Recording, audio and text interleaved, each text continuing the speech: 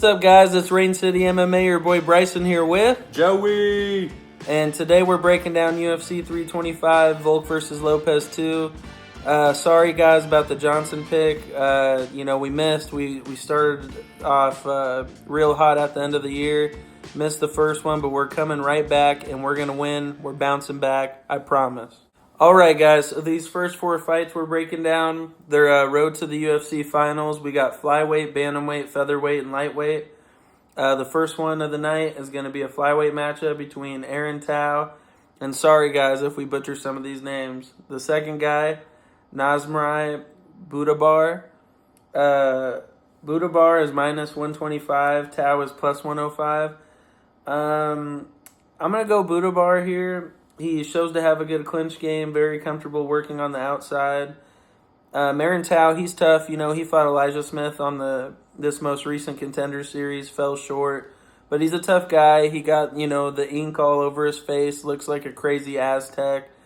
He strives in the chaos, but I'm going to lean Budabar. I thought he looked a little cleaner. He's the younger guy, has a better reach. But this fight, someone's probably getting knocked out. Who you got, Joey?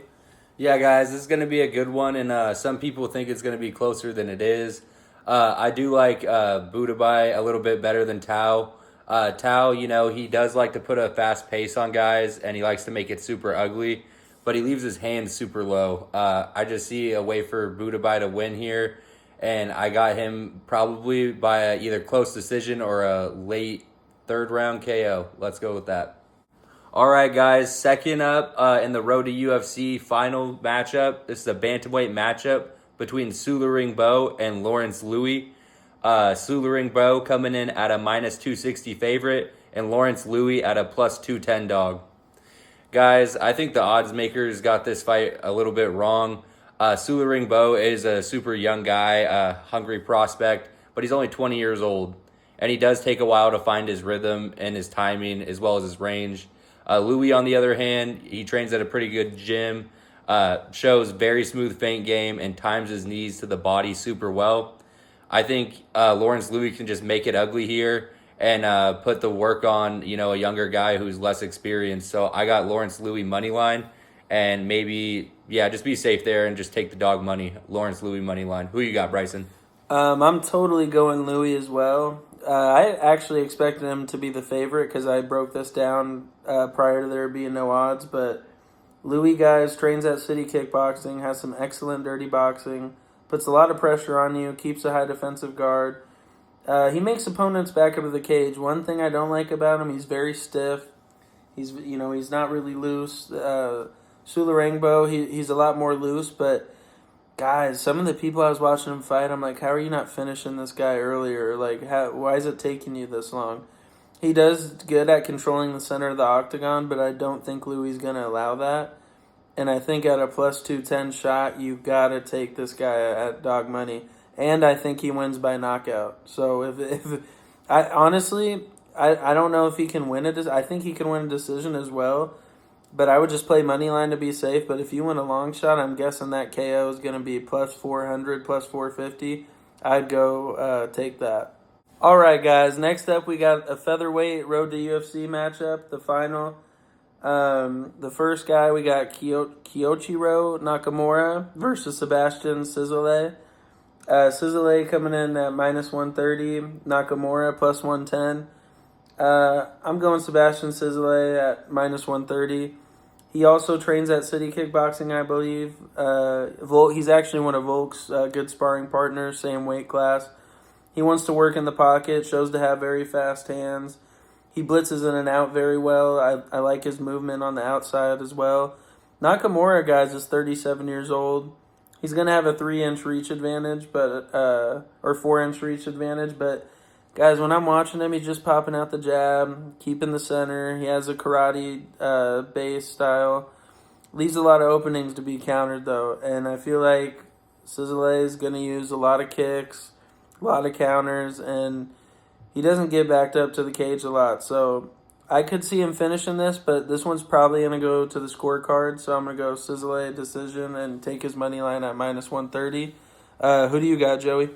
Yeah, guys, this is going to be a fun one for sure. Nakamura, He shows great defensive grappling, but somehow manages to get taken down pretty easy. And Sizzle, on the other hand, being Volk's sparring partner, we know Volk, he's pretty good at his wrestling. Also, Sizzle has a freestyle wrestling background, and he's comfortable in southpaw and orthodox stances. He mixes up his kicks to all levels, throw a couple to the leg, body, and then when you're not expecting it, boom, right over the top with a head kick. I got Sizzle money line in this fight and Sizzle decision. I just think Nakamura, being 37 and only having 8 fights is not going to play into his advantage here. All right, guys, the final road to UFC matchup. A lightweight matchup between Sungwoo Kim and Dom Marfan. Sungwoo Kim coming in at a plus 145 dog, and Dom Marfan at a minus 175 favorite. Guys, this is going to be a pretty good fight. Pretty big age discrepancy here. Fan at 25 and Kim at 32. I think Fan is just a little bit faster. He's a little bit more athletic and has a smooth jab. Kim, on the other hand, he leaves his chin in the air a lot and has a basic jab and is not too good on the feet, but he's fought pretty tough comp. Fan, on the other hand, he's fought Killian Salkild, who's a pretty good fighter, and those are his only 2 losses. Give me Fan in this fight. Give me his money line and his decision. But who do you got in this one, Bryson? Should be fun. Yeah, I'm going to have to go Don Marfan at minus 175. The fun story with this fight, Kim also fought Rongju, and we were supposed to get Rongju Killian, but then Rongju had to pull out, unfortunately.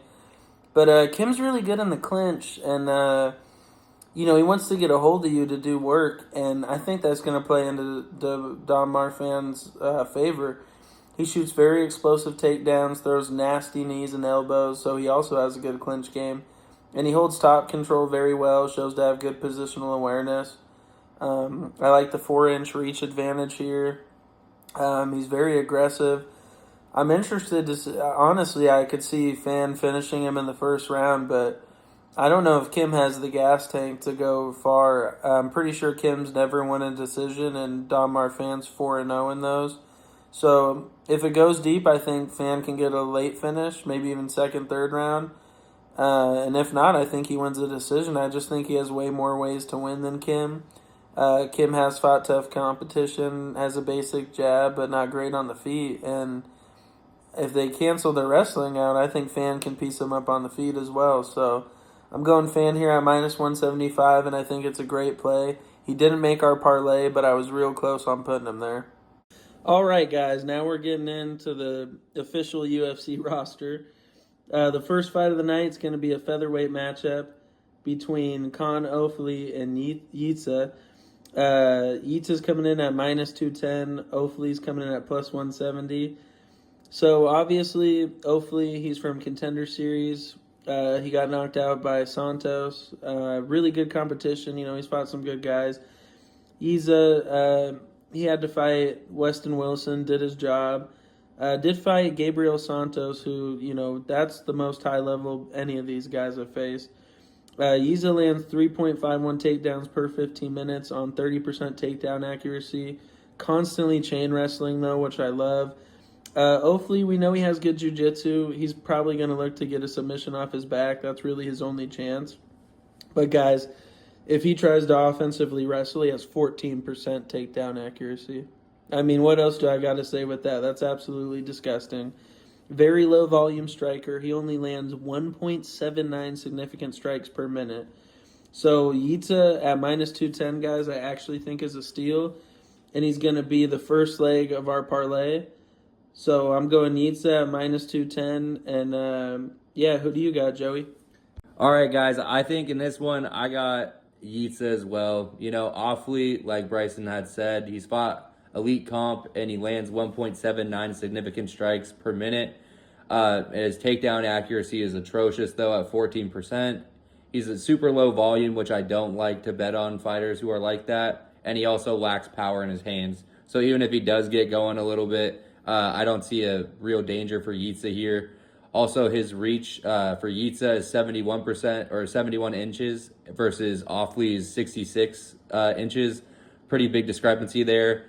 Yitsa also has finished 22 out of 30 fights that haven't gone the distance. So, whether that's just him getting things done on the ground or getting it done with his hands. He has more ways to win than Offley does, and that's why I got Yitzhak in this fight.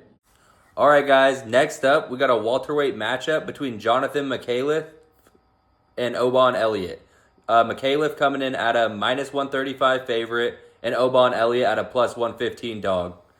Guys, I've bet on Obon Elliott in the past until he fought Suk Young Ko, the Korean Tyson, and I mean, I just think he's out of his range here. McAuliffe, on the other hand, he throws nasty kicks to the body, and he lands almost 4.77 significant strikes per minute on a 43% significant strike accuracy. Elliott, he lands 1.70 takedowns per 15 minutes and at a pretty good rate, 44%. But he kind of really just plays into who he fights. He really gets in his head, I think. And I think in this fight, I got McAuliffe. I think he's just going to have his way with him, get in his head a little bit. And Obon Elliott's going to do what he does best and just play into his opponents, how they want him to fight. So I got McAuliffe moneyline and McAuliffe decision in this one. Who you got, Bryson? I really like McAuliffe decision as well and moneyline. He throws some nasty kicks to the body, shows good offensive grappling. He has good jiu-jitsu. That's one thing. A lot of his wins actually come by sub as well. He can offensively wrestle when needed, has 50% significant strike defense. Obon's maybe a little more technical on the feet, just with a jab and a 1-2. But he wants to pressure you nonstop because he needs to put that pressure on. And McAuliffe is the guy who's going to be faster, more athletic. I just think he's going to be too quick for Elliott, and I think he'll edge out a decision off of damage, but it will be close. I won't be shocked if it's 1-1 going into the third. Or maybe McAuliffe gets up 2-0 and Elliott steals around. Elliott also has 55% takedown defense. That's horrible, guys. And he showed that against Ko, like Joey's saying, and then even before that, he lost another fight. And I just think, I see a lot of people picking Elliott as a dog, and I can understand why. But I think McAuliffe in Australia is going to edge out a close decision. All right, guys. Next up, we got a fun middleweight matchup between Jacob Malkoun and Torres Finney. Finney's coming in at plus 125, Malkoun minus 150. I'll be honest. I thought when this opened that Finney would be a slight favorite, but he's actually a plus 125 dog. He opened up I think plus 175 earlier in the week. So I'm going to go Torres Finney. He lands 9.31 takedowns per 15 minutes on 60% takedown accuracy. He's been training with DC now, guys. And I love that for him. That's a guy who can really get the best out of him with the wrestling. Extremely athletic, former college football player. He is a little low striker on the feet, but we know when Finney hits, he hits. Malkoun, I don't know why he's the favorite, guys. He hasn't fought since March 30th, 2024. Apparently he had a back surgery, and that surgery might have cost him his career. He was even contemplating on retiring. So this is his first fight back from that, and I think going against a guy like Finney who's going to put his ass on his back, I think that's real bad for Malkoun. He also has horrible takedown defense at 20%, guys. I just told you Finney lands 9 takedowns per 15. I think Finney's just going to ride him, and if he doesn't get a finish, he'll just win a dominant decision. Who do you got, Joey? Yeah, guys, I'm high on Torres Finney in this spot. I love, I've watched all of his Contender Series fights. I don't think he deserved, to do 3. I thought 1 was good, but I think he has a real good shot here, especially at dog money. Like Bryson said, he's coming off, or McAuliffe is coming off back surgery, and, he's going to be on his back a lot this fight, even though he does land 3.86 significant strikes per minute. His striking accuracy is not good. It's only about 50%, guys. And, there's not going to be any room for him to strike if he's on his back. He comes out super aggressive early, which I don't think is going to play into his favor because he's going to get gassed, especially with trying to hold Finney off of him with all of his takedown attempts. So give me Torres Finney money line and Torres Finney decision in this spot. All right, everyone. Next up, we got a middleweight matchup between Cam Rouston and Cody Brundage. Cam Rouston coming in at a minus 350 favorite, and Brundage at a plus 275 dog. Guys, Cam Rouston, he strikes really well on the outside and has solid and super good offensive wrestling. Brundage, on the other hand, he likes to engage in the clinch a lot, and his takedown defense is pretty decent at 68%. And he's fought pretty tough comp, but Rouston's a different type of beast, guys. How he lands is a great rate. He does struggle off his back at times, but guys, he's going to be the one aggressing in this fight. He's not going to have any worries about going down to the canvas without him on top. So I'm thinking Rouston here, money line. I like him a lot. He throws his great knees and elbows in the clinch as well, which could damage Brundage and maybe an early doctor stoppage. But I got Rouston money line in this, and maybe a late KO, like third round. But we'll have to see there. That's a long shot. Who you got, Bryson? I'm also going Cam Rouston. He's going to be the second leg of our parlay at minus 350. So first leg, Yitza, minus 210. Cam Rouston at minus 350. And minus 350, guys, is a steal for Rouston.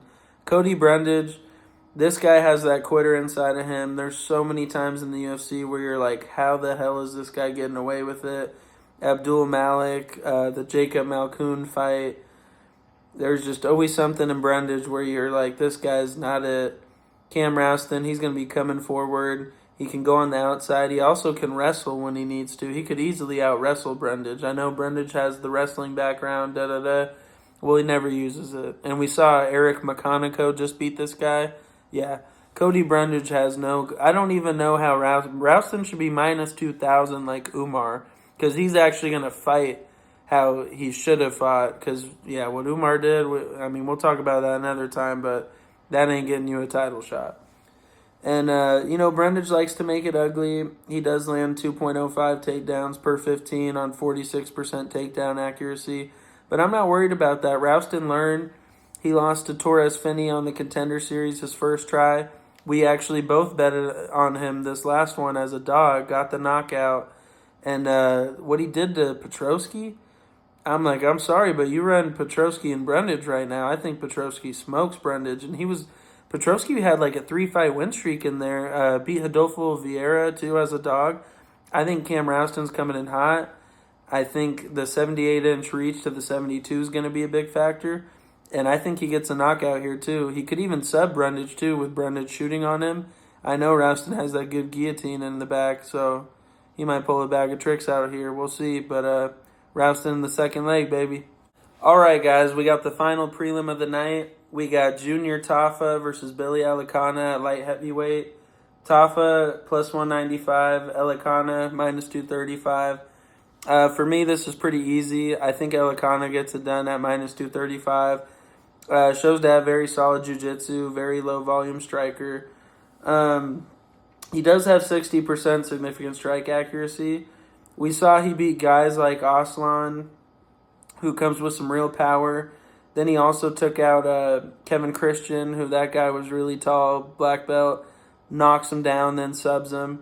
And then on his debut, guys, he got Guskov. Actually won the first round, got on his back, held him. Yeah, he wasn't doing much, but he has some tricky trips and, decent jab.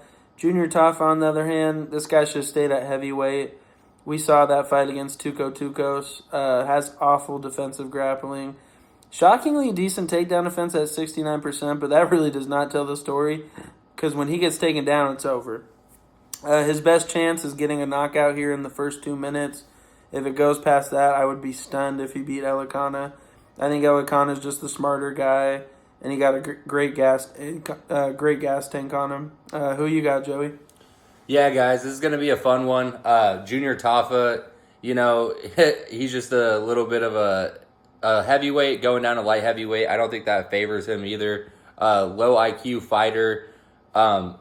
He never comes in with a game plan either, which is my big problem with him. He's always looking for that big counter shot, and the fight can just kind of get taken advantage, or he can get taken advantage in the fight of for not having his game plan. He kind of is like Oban Elliott. He fights how he fights, and then he kind of just falls into the other guy's lap almost, the other guy's game plan, because he actually has one. Alicana, he has a great gas tank on him. He can offensive wrestle when needed, pops out a nice jab, stays long, and has a 60% significant strike accuracy, guys. Also, he is a little bit bigger on the reach here. I got to go with Elikana money line, and Elikana maybe knockout late because Tafas tends to gas, and Elikana's got that gas tank on him. All right, guys, opening up the main card for UFC 325. We got a matchup between Jamie Malarkey and Killian Salkild. Malarkey coming in at a plus 600 dog, and Salkild at a minus 900 favorite. Guys, this fight's going to be a banger. Killian Salkild, he's fought on Contender Series, and he's fought some other guys like a Schmooze. And he's just a super great fighter all in all. He's also fought in his last fight Nasbarat Hasparas. And that was one of the craziest knockouts I've ever seen. They were just trying to get the fight sponsors out. Everyone was talking about, he has to travel to Abu Dhabi, this and that. Hits him with a head kick out of nowhere and just puts his lights out, guys. Super technical striker. Very good at staying in the pocket. Loves to box cleanly. And he's also super great at getting takedowns. He's landed 7 in his Contender Series fight, 6 against the next guy, and he just keeps going on and on. His offensive wrestling is next level, and I just don't see a way he loses here, especially against a guy like Malarkey. I like Killian Salkild money line, and on a long shot, Killian Salkild KO or sub. But who do you got, Bryson? I also like Salkild here. He lands 5.49 significant strikes per minute on 57% significant strike accuracy. He has 100% takedown defense. He hasn't really fought a lot of good wrestlers, though. Nasrat, Ashmuz, Jubilee. But Killian's very special. He can fight in either stance. He can pressure wrestle you if he needs to. He can outstrike you. He has kicks, as we saw recently. Jamie Malarkey does have 78% takedown defense. Lands 4.20 significant strikes per minute on 46% significant strike accuracy. I don't know, Malarkey, guys. He's fought Bedoya, and he barely won that fight. I thought Bedoya actually won that one. That one was also in Australia, so, be that as it may be, but these two guys are going at it, same country. And before that, Malarkey got knocked out by Rufy, and then he lost to Nasrat as well. So I think I wouldn't be shocked if Killian here got a club and sub. I could see that happening where he drops him and maybe pulls a guillotine, or maybe he'll get around the back and a rear naked choke. But I like Killian at minus 900, and a long shot for me might be round 2. I think Malarkey could survive round 1, but I'll take Salkild round 2, and a great fight to open up the main card. All right, guys. Next up, we got a heavyweight matchup between Tai Tuivasa and Taliesin Teixeira. Teixeira's coming in at minus 300, and Tuivasa is plus 240. Just want to remind you guys, we're using BetMGM for this. That's our main sportsbook me and Joey use. So for this fight, I'm going to lean Teixeira at minus 300. Tuivasa, he's looking real big on the outside. Hasn't fought in like 2 years. 5-fight losing streak, finished in 4 of those 5. Yes, I get he's fighting high competition, but he's losing to guys like Tybura, Spivak. I think Taliesin can eventually get up there. Younger guy, 83-inch reach. I can't stress that enough. That's crazy. Teixeira comes out, puts a fast pace on you. He's never been out the first round. So you could argue Tuivasa is more durable, but I'm telling you, I just don't see him getting out clean here, and I think it's tough. He hasn't fought, very hesitant. He doesn't fight as aggressively as he used to as well. You could see that in his last fight with Rosenstrike. Teixeira does have a black belt in BJJ, and he wants to back you up to the fence. He got a good clinch game too. I just really like Teixeira in this spot. I think it will be a quick fight, either round 1, round 2, probably round 1. Yeah, I just feel bad for Tuivasa. I mean, I'd love to be wrong. I'm not betting on this fight. I don't like betting on heavyweight too much. But, man, if we could see a Shuey for the last time and he retires, I'd love it. But I don't see it going well for him. Who do you got, Joey? Yeah, this is going to be a fun one, guys. Teixeira versus Tuivasa. Tuivasa does have the KO power in his hands like he used to. He just doesn't show it very much anymore. Like Bryson said, very hesitant on his aggressive game plan, which did get him a lot of KOs in the past. He's been knocked out, 4 of his last 5.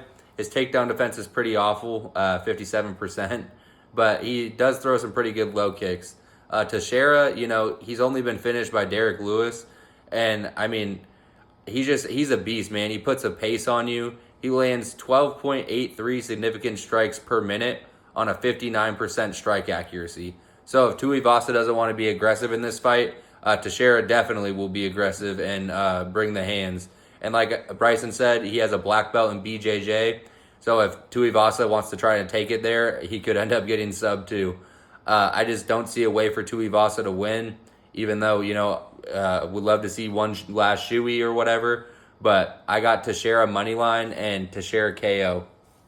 All right, guys, the featured fight of the night. We got a lightweight matchup between Rafael Fiziev and Mauricio Rufy. Rafael Fiziev at a plus 105 dog and Mauricio Rufy at a minus 125 favorite. Guys, this is going to be a banger fight. Fiziev versus Rufy. Rufy changing gyms. He's no longer at the Fighting Nerds. Everybody knows Rufy. Very sharp technical boxing and throws a ton of spinning attacks like he did against Bobby Green. Fiziev, on the other hand, he's fought some pretty good comp, as well as Justin Gaethje twice, and we saw that age pretty well. He throws some nasty knees and elbows in the clinch and has an elite Muay Thai game. He lands 4.77 significant strikes per minute on a 52% accuracy, which is pretty great. Rufy, guys, I don't know where his head's going to be at. He has a tough time when he gets taken down, and I think there's an easy way for Fiziev to win here, multiple ways. So I'm picking Fiziev in this fight. I'm going Fiziev moneyline and maybe Fiziev decision if Rufy can last, because, there is a little bit of a exploit for him on the ground. So I'm going Fiziev moneyline to be safe and Fiziev decision on a long shot. Who you got, Bryson? I'm also going Rafael Fiziev. I think at plus 105, that's a steal, guys. Rufy doesn't do good when pressured. We saw that against BSD, but we also saw that in his Contender Series fight where he literally was down 2-0, and it was a Islam Habib prodigy. I forget the name, but he was really struggling, and he was even getting taken down, and then he had to find the knockout with like a minute left in the third round. Or guys, we might not even know who Rufy is. I'm serious. He wouldn't have got signed. With that fight, he was losing every round, looking horrible, getting taken down. And I think we saw with BSD, he still has that flaw in his game. So Fiziev should definitely go to the wrestling. And he might, too. People saying he won't. He took down Gaethje in their second fight, like, immediately and had that a reverse triangle position. And then against Bahamondes, he went 4 for 4. So to say Fiziev won't wrestle is just, that's not accurate. Fiziev is always working to the body. He has very slick head movement and balance. I mean, you guys have seen when he dodges some of these shots, he looks like Neo in the Matrix. It's crazy. He throws big-time combinations. That's what I love, too. Rufy's going to want to stay long, try to hit his jab. He does have good takedown defense at 84%, but we saw that number kind of got exposed here. He times counter punches very well, but I just think Fiziev's going to be more powerful. I think those body kicks are going to work. And he just fought someone who had really good length on him in Ignacio Bahamondes, and Fiziev passed that test with flying colors as another underdog, by the way. And I see people putting money on Rufy because now Rufy has flipped to the favorite, but I'm going to stick with the boy Fiziev. I think he gets it done. I think he's fought tougher competition. And I just think he outstrikes him, lands the bigger punches, and maybe can mix in the wrestling as well. All right, guys. Next up, we got the co-main event of the evening. We got a lightweight matchup with some implications for kind of both. We got Dan Hooker coming in at plus 275, and we got Benoit Saint Denis at minus 350. I don't know how Joey's going with this, and I see a lot of people picking BSD. I get it. But I'm actually going Dan Hooker at plus 275. Now, hear me out. He uses kicks to find the range early. Good takedown defense at 77%. Shows to have very solid defensive grappling. I see a lot of people saying that They think BSD because of what they saw in that Armin fight. I mean, we just must have been watching something different, in my opinion. He creates scrambles. Hooker was going for arm bars. He was going for triangles. He was trying against Armin. I mean, Armin, in my opinion, is the best lightweight in the world. And I thought, Hooker did decent on surviving. He created some space, had a get-up game. Pops out a very clean jab. He's fought the who's who at lightweight. I mean, I don't know. I just think at plus 275 in Australia, I know it's a quick turnaround, but I think if BSD doesn't get him out in this first round, it's really going to get interesting. BSD constantly pressure heavy chain wrestling. Great offensive grappling, attempts 1.6 subs per 15 minutes. He strives really well in the chaos. I mean, it was so tough because he fought Dariush, but he finished him so quick. So we didn't get to see how that was going. We know for a fact Dan Hooker has a chin on him, and it's going to be very interesting. I think the reach is going to help him play, and I'm really excited for it. Who do you got, Joey? Yeah, guys, this fight is going to be crazy. I love this lightweight matchup, Dan Hooker and BSD. BSD, he has fought killers. Dan Hooker, on the other hand, he's fought even more killers than BSD has, guys. BSD, he lands 5.07 significant strikes per 15 minutes on a 55% significant strike accuracy. Super crazy. Dan Hooker, though, guys, I've seen him. I know he doesn't have any quit in him. He lands 4.89 significant strikes per minute on a 48% significant strike accuracy. He has great jiu-jitsu. He showed that in his fight against Arman Sarukian.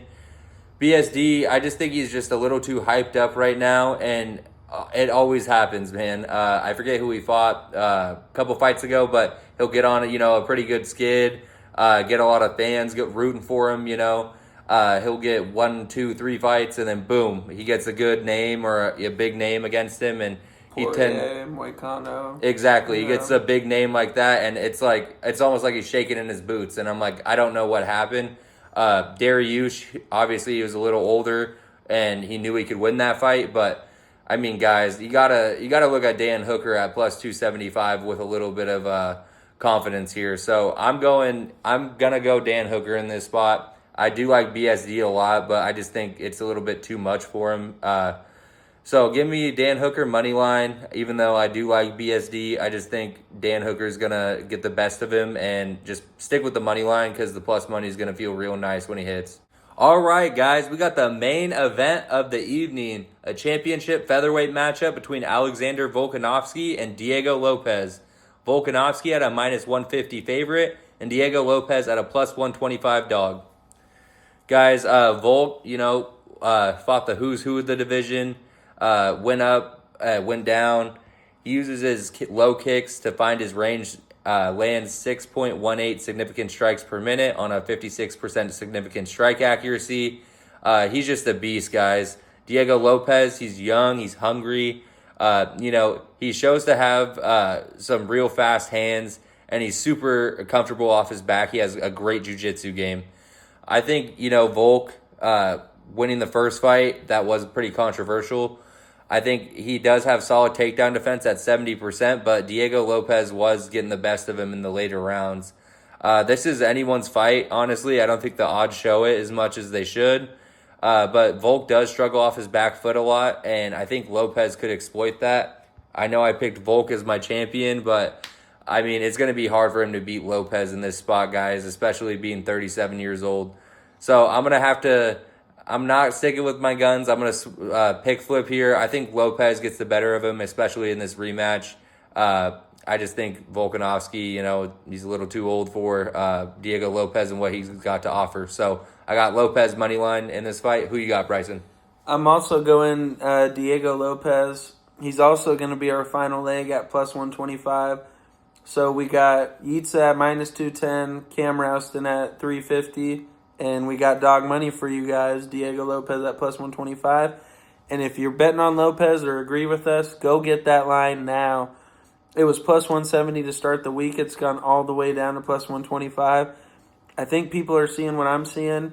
I thought that first fight was a lot closer than people think. And it's weird. I was one of those people that complained about the rematch thinking, oh my God. But I think I was just more mad that it was Lopez and not Evelev Murphy. But in terms of the rematch, I do think Lopez is going to have a lot of success. Uh, he doesn't implement his grappling or wrestling enough in his fights, which I don't like, but I think he'll change that.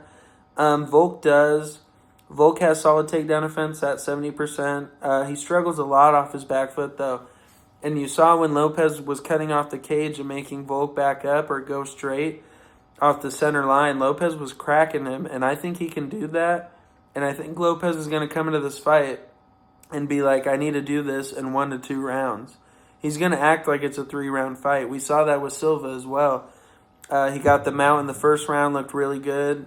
Silva started putting it on him, and boom, spinning back elbow. I just think Lopez has a little more in his toolbox, and I think Volk at 37 years old, he's catching him at the perfect time, and I think he'll make the adjustments with his coach. I also love how Lopez actually has a fight in between the rematch. He fought Jean Silva. Volk has just been sitting around. I know people might think it's easier for Volk because he's just having the same guy, but this guy's improved since then. And I went Lopez the first time. I'm going with him again. So give me Diego at plus 125, guys, and get that dog money early. All right, guys. Thank you so much for tuning in and supporting Rain City MMA. We appreciate everything you do for our channel. Likes, comments, subscribes. We're here to give you another 3-leg parlay for UFC 325. We're sorry about last week, but we promise this one's smacking, guys. We got some dog money on here, but first leg, we got Yitza at minus 210. Second leg coming in at Rouston, minus 350. And lastly, we got Lopez at plus 125. Place that bet early, get your dog money, guys, and we'll see you at the cash counter. Let's go.